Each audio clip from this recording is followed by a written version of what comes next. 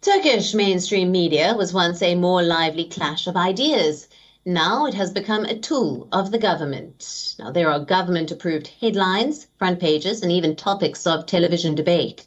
In our next special report, we tell you how Erdogan has tamed the media in Turkiye. Take a look. In the late 2020, Erdogan's son-in-law quit as the finance minister. But that wasn't the big news. This is because staff in Turkey's leading newsrooms got a clear message. Do not report on this until the government says so. The resignation of Berat al-Bayrak was covered by social media.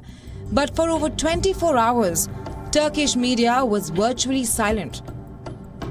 Not talking about the drift in Erdogan's inner circle. A picture of how the Turkish president had tamed the media.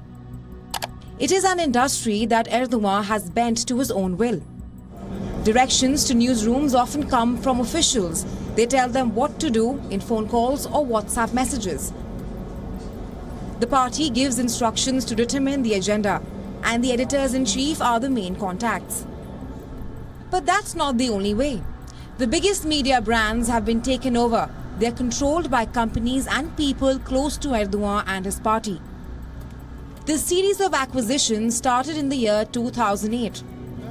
State advertising revenue only went to pro-government publications. Some news agencies were fined for criticizing the president.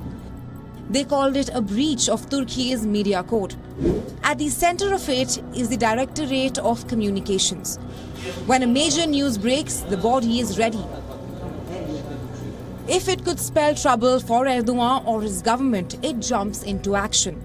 Reports mention they routinely contact editors and senior correspondents to set out a coverage plan, especially events relating to the economy or the military. Newspapers and broadcasters that still criticize the government often face the music. Suspensions are imposed on them. They are disqualified from state advertising payments.